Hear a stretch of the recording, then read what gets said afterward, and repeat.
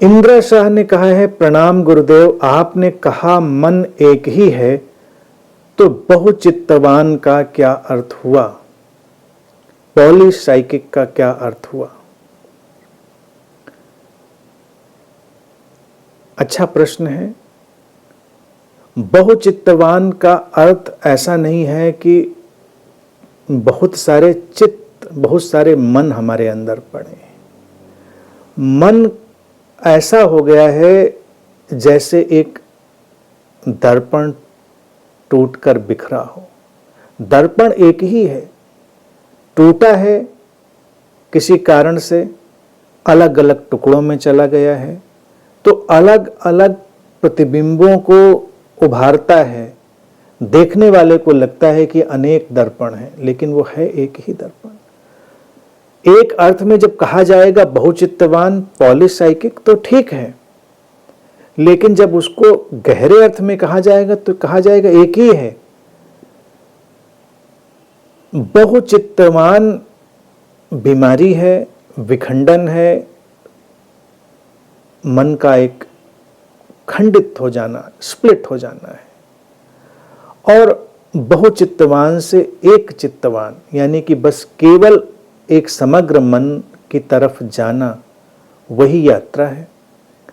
तो ये कहा गया है, मनोविज्ञान ढंग से भी हम उसको ही कहते हैं। जब हम किसी को सिजोफ्रेनिया या किसी भी बाइपोलर, वैसे तो बाइपोलर में कोई दो पोल थोड़े क्रिएट हो जाते हैं कि कोई दो दुनियाएं पैदा हो गई। मन तो एक ही है, लेकिन उसी मन के बीच किन्हीं कारणों से विभाजन पैदा हो गया है।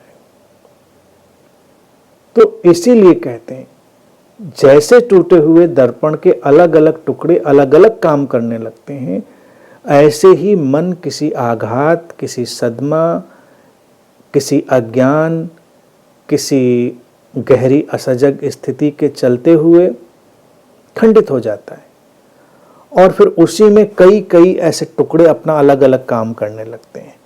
तो ऐसे व्यक्ति को देखेंगे तो यही कहना पड़ेगा कि ये, इसके अंदर एक मन नहीं है, इसके अंदर कई मन है, कई मन है। लेकिन ये केवल एक डायग्नोसिस है उसके ट्रीटमेंट के लिए, और उन अलग अलग कई मनों को हमको मिटाकर एक में बदल देना है, वो उसका स्वास्थ्य और समाधान है।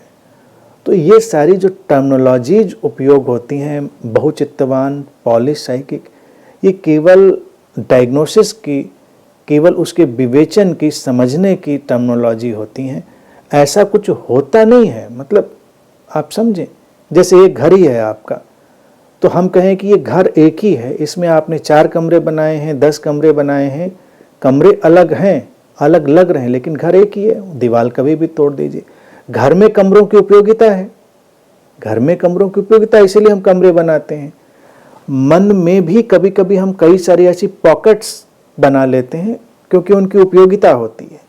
उन उपयोगिता के कारण एक इमेजिनरी वॉल पैदा होती है, जहाँ पर वो कन्फाइंड हो जाती हैं बहुत सारी स्थितियाँ, और वो उसी ढंग से काम करने लगती हैं। जैसे हमारे घर की दीवारें भी कितनी भी मजबूत बनाई हों, वो कोई ऐसी स्थायी स्ट्रक्चर नहीं, उनको कभी भी आप गिरा दें घर एक हो जाएगा। ऐसे ही मन के अंदर जो पॉकेट्स बनती हैं, जो हमारा ही मन बनाता है हमारी सुविधाओं के कारण, और उसमें एक इमेजिनरी वॉल क्रिएट करता है, वो केवल उपयोगिता के लिए है। लेकिन वो वॉल अगर कभी बहुत ऐसी बन जाए किसी विकृति के कारण कि फिर हम बंट जाएं इधर से उधर, तो वही एक मनोवैज्ञानिक व्याधि में बदलने की स्थिति हो जाती है। अदरवाइज तो काम चला हुआ है।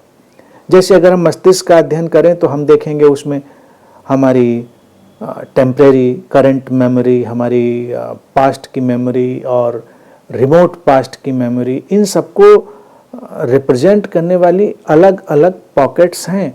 यानी कि ब्रेन में भी उनको रिफ्लेक्ट करने के अलग अलग सेल्स हैं, वो हिस्से हैं।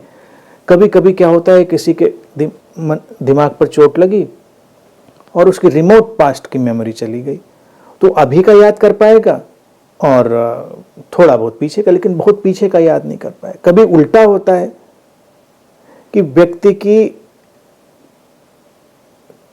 मान लीजिए अभी की चीज जाए तो अभी की नहीं आएगी, अभी की रह जाए तो अभी की आएगी। बहुत सारे ऐसे लोग हैं, लेकिन इन ए वे मस्तिष्क ने उनको रिफ्लेक्ट जरूर किया है, लेकिन वो इंटीग्रेटेड फ्लो में है। हमारे अंदर उनका एक है इंटीग्रेटेड फ्लो, वो केवल काम चलाऊ थी वो व्यवस्थाएं।